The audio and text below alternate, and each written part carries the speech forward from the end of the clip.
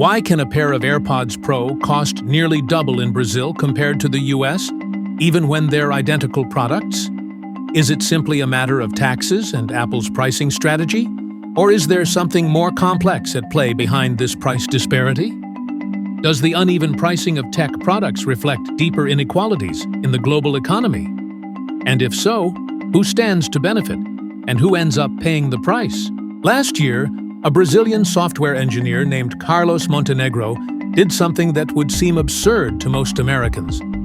He booked a flight from São Paulo to Miami, spent 3 days in Florida, bought a MacBook Pro, and flew home. The total cost, including airfare, hotel, and meals, was still $800 less than purchasing the same laptop in Brazil. The 28-year-old's MacBook Pro that cost 18,000 reais in Brazil, or $3,150 US, could be purchased in Florida for $2,499. When Carlos posted about his shopping trip on Twitter, it went viral among Brazilian tech workers, garnering over 100,000 retweets and sparking a familiar conversation about what locals call the Brazil cost of consumer electronics. This story isn't an outlier. It's a window into one of the most striking examples of global price disparity in consumer goods today. Apple's AirPods Pro, those ubiquitous white earbuds that retail for $249 in the United States, cost $480 in Brazil, nearly double. For many observers, this gap represents simple corporate greed or excessive government taxation. But the reality is far more complex and reveals fundamental tensions in how global markets function when local economics collide with multinational corporate strategies. The $231 price difference between American and Brazilian AirPods isn't just about high taxes, though Brazil's import duties certainly play a role. Nor is it simply about Apple's profit margins, though the company's pricing strategy is a crucial factor. Instead, this disparity emerges from a perfect storm of economic forces that illuminate broader questions about globalization, inequality, and consumer access in an interconnected world. To understand why a pair of earbuds costs more in São Paulo than in San Francisco, we need to examine how protectionist trade policies, currency volatility, corporate strategy, and income inequality converge to create what economists call price segmentation. The same product commanding vastly different prices across markets. The AirPods case study reveals how these forces don't just affect luxury goods. They fundamentally alter what constitutes affordable technology in different parts of the world. When identical products trade at dramatically different prices in different locations, it signals that normal market mechanisms, competition, arbitrage, and efficiency have broken down. The $480 AirPods represent not just a pricing decision, but a symptom of deeper structural problems in how global markets function. When local realities collide with multinational corporate strategies, Brazil's approach to imported electronics resembles a medieval fortress designed to keep foreign goods out, or at least make them prohibitively expensive. What makes this system particularly punishing is its architecture of overlapping taxes that compound exponentially, rather than simply add together, a structure that trade economists call defensive protectionism. When AirPods arrive at a Brazilian port, they enter what can only be described as a tax gauntlet. The import duty typically ranges from 14% to 16% for electronics and telecommunications equipment, though these rates fluctuate based on government policy adjustments, and that's just the entry fee. Next comes the IPI, the federal excise tax, which adds approximately 15% to the cost base. Then the ICMS, Brazil's state-level value-added tax on another 17% to 18% depending on the state. Unlike European VAT systems, Brazil's ICMS is applied to the import value including all previous duties, creating a compounding effect that amplifies the tax burden. Most significantly, the PIS and COFINS contributions, federal Social Security taxes levied on gross revenue, add an additional 9.5% to the final price. When these taxes compound, rather than simply add up, the effective tax rate on imported electronics can exceed 70%. That means a $249 pair of AirPods becomes a $429 product before any retail markup. For distribution costs, the mathematical reality is stark. Brazil's tax regime can nearly double the cost of imported electronics before they ever reach consumers. This explains why identical products often cost 50 to 100% more in Brazil than in markets with lower tax regimes. And why a Brazilian friend flying to New York to buy a MacBook makes perfect economic sense. The government's recent Remessa Conform program, implemented in August 2023, reveals the strategic intent behind these policies. While the program aims to streamline cross-border e-commerce, it notably imposes a 17% ICMS tax on all online purchases, including previously untaxed items under $50. This isn't about revenue generation. It's about forcing global commerce through controlled channels, where the government can maintain oversight and domestic industries can compete.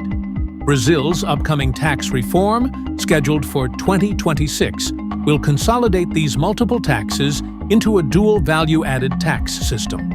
It will include the contribution on goods and services, abbreviated as CBS, at 8.8%, and the tax on goods and services, or IBS, at 17.7%. That creates a combined 26.5% value-added tax rate.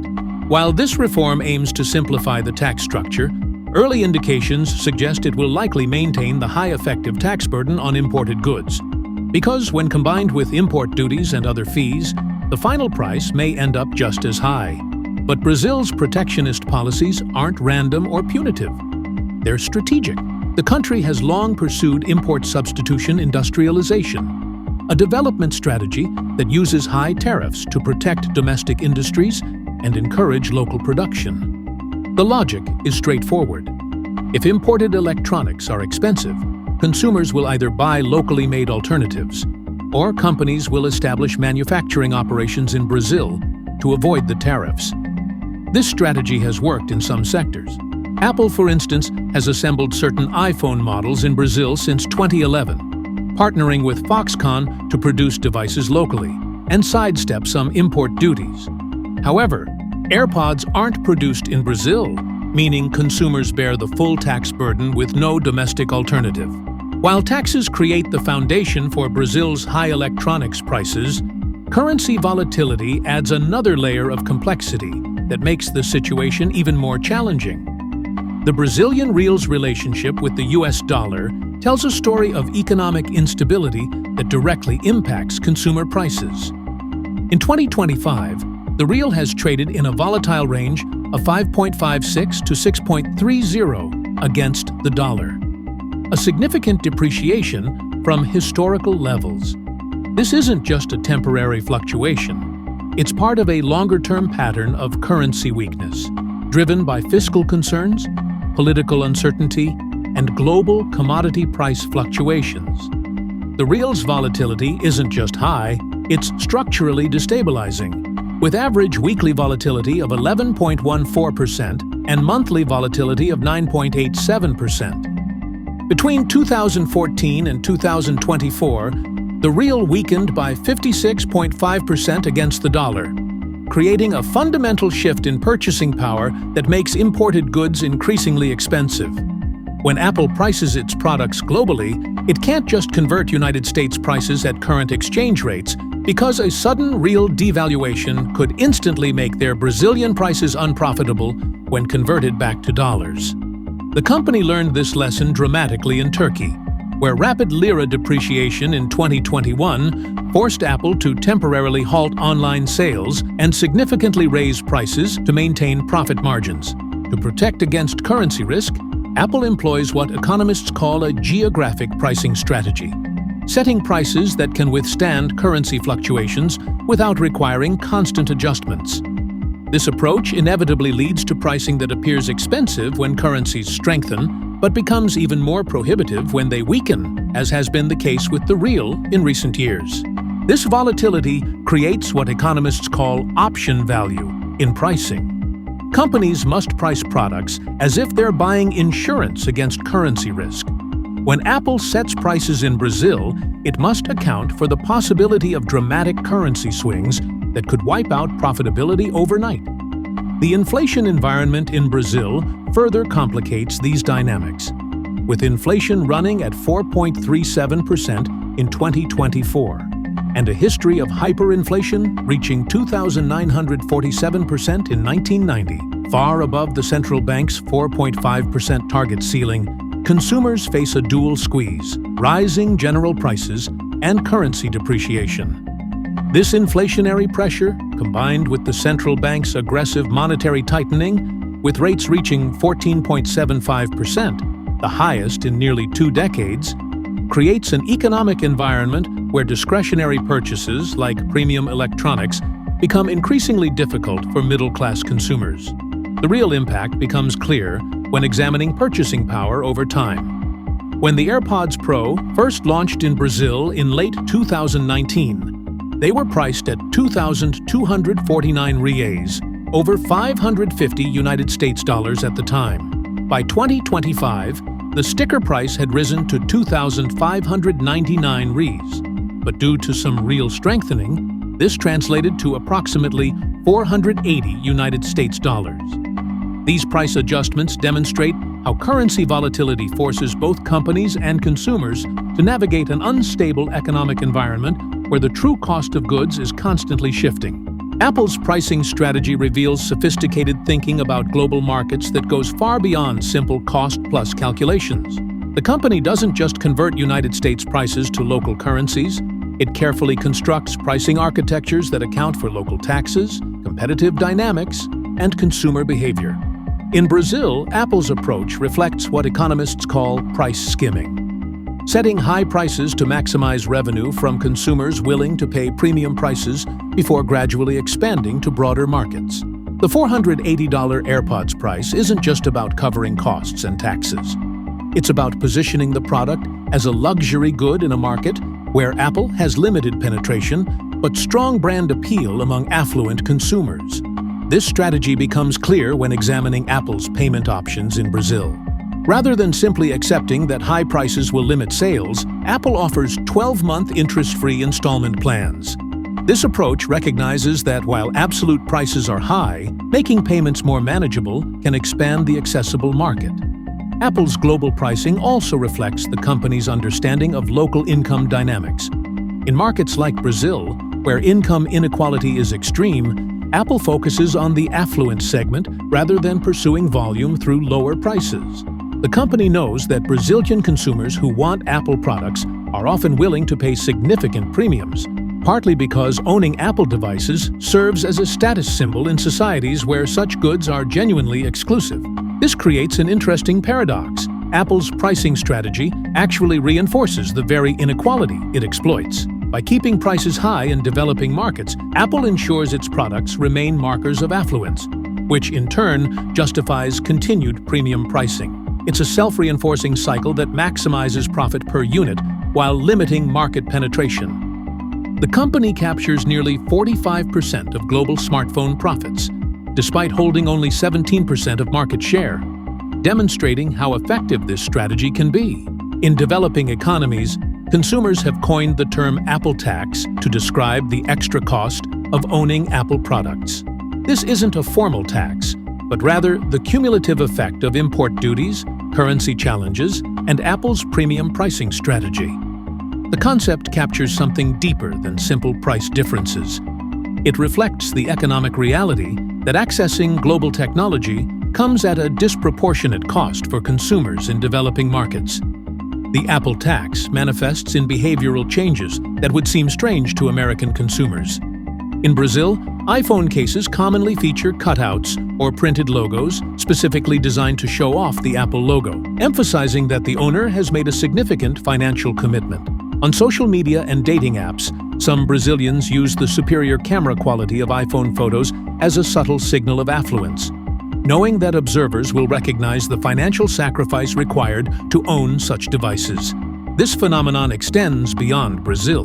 In Argentina, where hyperinflation and currency controls have created economic chaos, iPhone prices have reached absurd levels. iPhones have cost at least twice their US price for years, with the gap reaching 154% in 2014 and exceeding 170% in 2015. The iPhone 14 cost over $1,200 in 2023, compared to $799 in the United States. This extreme disparity directly fueled shopping tourism, where Argentinians would travel to Miami specifically to purchase electronics. The savings from buying an iPhone abroad could cover the cost of 2 airline tickets, making international shopping trips economically rational for middle-class consumers. Some Argentines even began purchasing iPhones as inflation hedges, treating them as stores of value rather than mere consumer goods. Turkey provides another extreme example of how currency instability affects pricing.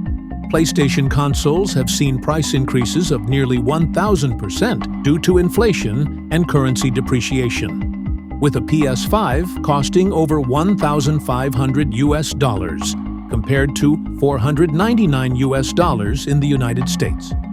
Sony recently implemented a 55% price increase for PlayStation Plus subscriptions, following even more dramatic surges of up to 600% in 2023.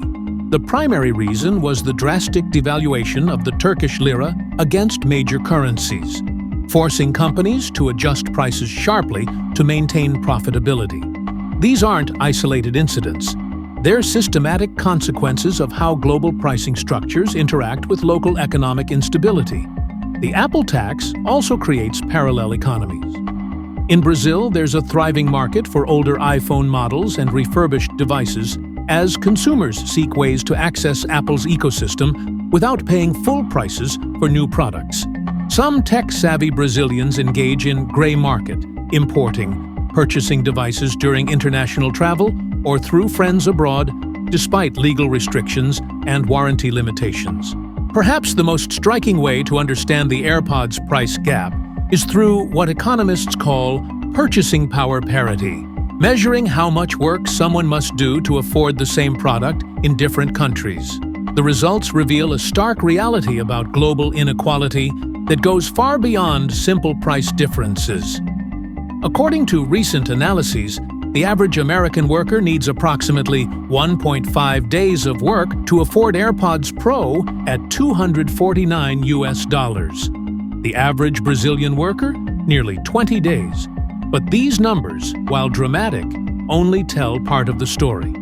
When we examine the full purchasing power picture, the disparity becomes even more profound.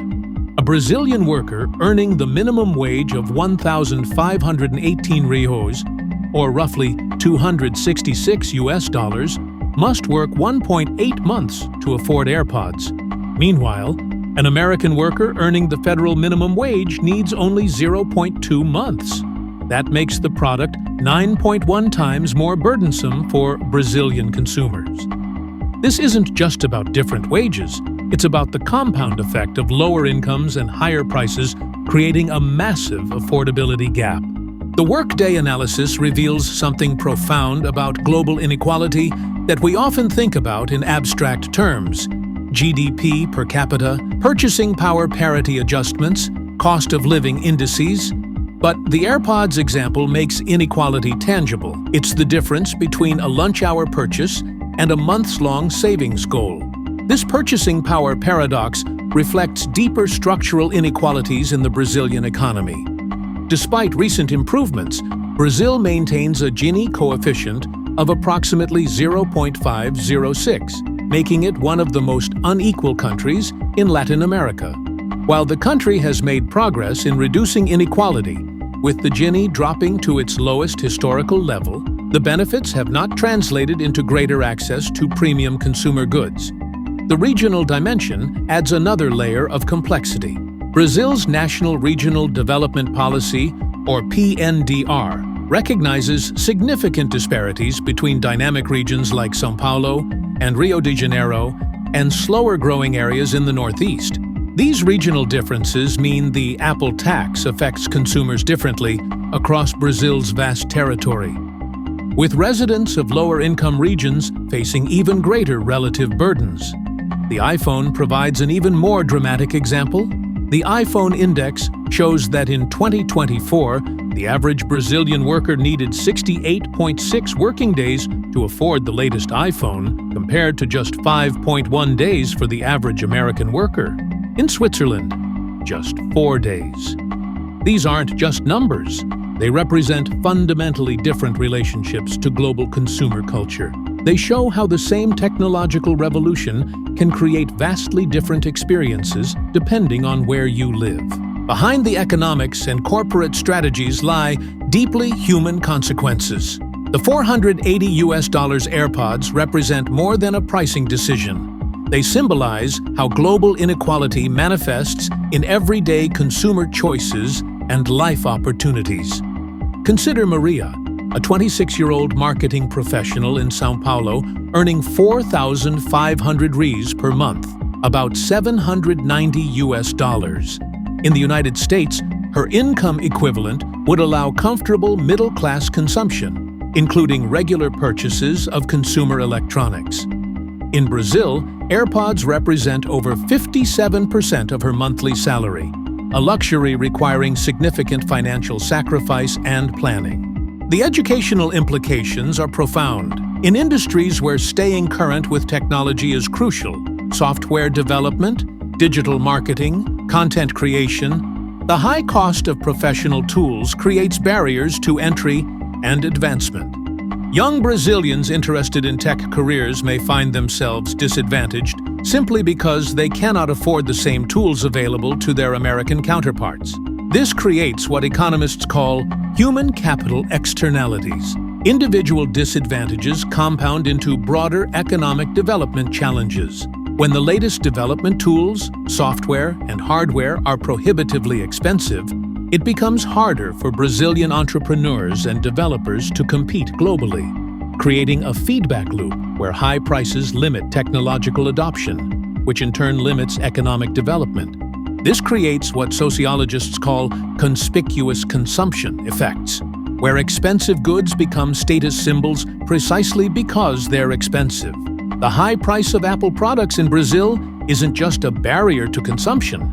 It's part of their appeal for those who can afford them. This dynamic allows companies to maintain premium pricing while serving a small, affluent market segment. But the pricing gap also affects Brazil's innovation ecosystem. When the latest development tools, software, and hardware are prohibitively expensive, it becomes harder for Brazilian entrepreneurs and developers to compete globally. This creates a feedback loop, where high prices limit technological adoption, which in turn limits economic development and the ability to generate higher incomes. The AirPods pricing gap creates consequences that extend far beyond individual purchasing decisions. In Brazil, high electronics prices have fostered a culture of tech tourism, Brazilians traveling to countries like the United States specifically to purchase electronics. This isn't just about saving money. It's about accessing global consumer culture that remains largely locked behind price barriers at home. The pricing structure also affects how Brazilian society relates to technology. While Americans might view AirPods as a nice-to-have accessory, Brazilians often see them as aspirational goods, symbols of success and sophistication. This dynamic reinforces social stratification, as access to global technology becomes a visible marker of economic class. In Brazil, with its Gini coefficient of 0.506, one of the world's highest, the Apple tax affects different social classes dramatically differently. For the wealthy top 10%, who earn 39 times more than the bottom 10%, a $480 AirPods purchase is manageable. For the middle class, it requires significant financial planning. For the majority of the population, it's simply unattainable. The AirPods story is unlikely to have a simple resolution. Brazil's protectionist policies reflect legitimate concerns about supporting domestic industry and maintaining government revenues. Apple's pricing strategy maximizes shareholder value while serving markets according to their economic realities. Neither side is likely to fundamentally change their approach without external pressure. However, several trends could alter the dynamics. First, as global supply chains become more regionalized, companies may find it economically viable to establish more production facilities in emerging markets, reducing the need for high-tariff imports. Apple's iPhone production in Brazil demonstrates this possibility, though it requires significant market size to justify the investment. Second, digital goods and services may provide alternative pathways to access global technology ecosystems. While physical products like AirPods remain subject to import duties, software, streaming services, and cloud computing offer ways to participate in global digital culture without the same pricing barriers. Third, regional trade agreements and economic integration might eventually reduce tariff barriers. Brazil's participation in Mercosur and potential future trade deals could gradually lower import duties, though such changes typically happen slowly and face domestic political resistance. The upcoming Brazilian tax reform, scheduled for implementation through 2027, represents both an opportunity and a challenge. While the consolidation of multiple taxes into a dual VAT system aims to simplify the structure, early indications suggest it will likely maintain high effective tax burdens on imported goods. This reform illustrates how deeply embedded these structural issues are in national economic policy. The AirPods price gap ultimately reveals fundamental questions about how we organize the global economy. Should identical products cost the same everywhere? Is it acceptable for corporate strategies and government policies to create such dramatic differences in access to technology? How do we balance legitimate national economic interests with consumer welfare? These questions don't have easy answers, but they're becoming increasingly urgent as technology plays a larger role in education, work, and social participation. The $480 AirPods in Brazil aren't just an economic curiosity.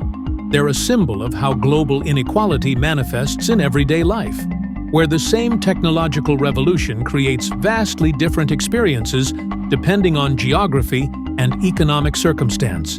The story also highlights the complex relationship between globalization and local economic sovereignty. Brazil's high import duties reflect a desire to protect domestic industries and maintain control over economic development, a strategy rooted in the import substitution policies of the 1950s and 1960s. Apple's pricing strategy reflects the realities of operating across diverse markets with different cost structures and consumer behaviors. Both approaches have legitimate justifications, but their interaction creates outcomes that neither side might design if starting from scratch.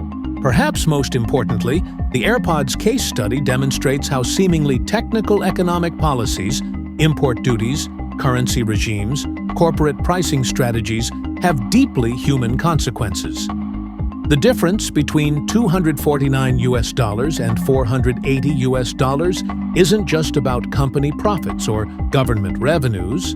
It's about who gets to participate in global consumer culture and who remains excluded. When premium technology products are priced beyond the reach of middle-class consumers, it can slow technology adoption, reduce productivity gains, and ultimately impair economic competitiveness. The digital divide becomes not just about infrastructure access, but about the ability to afford the tools necessary for participation in the global digital economy. For young Brazilians interested in tech careers, the high cost of professional tools and devices creates barriers to entry and advancement that their American counterparts don't face. This creates feedback loops where high prices limit technological adoption, which in turn limits economic development and the ability to generate higher incomes. As we move further into a digitally connected world where technology access increasingly determines economic and social opportunities, these questions will only become more pressing. The $480 AirPods in Brazil are more than a pricing anomaly. They're a warning about the kind of world we're creating, and a call to think more carefully about how we can build global systems that serve everyone, not just those lucky enough to live in the right markets. The next time you see those white earbuds, remember, they're not just a product, they're a measure of how far we've come in connecting the world, and how far we still have to go. The $480 AirPods represent more than a pricing anomaly. They're a symbol of how global inequality manifests in the most ordinary consumer choices, and ultimately, a test of our commitment to building a more equitable world. Thanks for watching. If you found this video useful, don't forget to like, share, and subscribe to the Capital Compass, so you won't miss any future deep dives into the forces shaping our world. See you in the next video.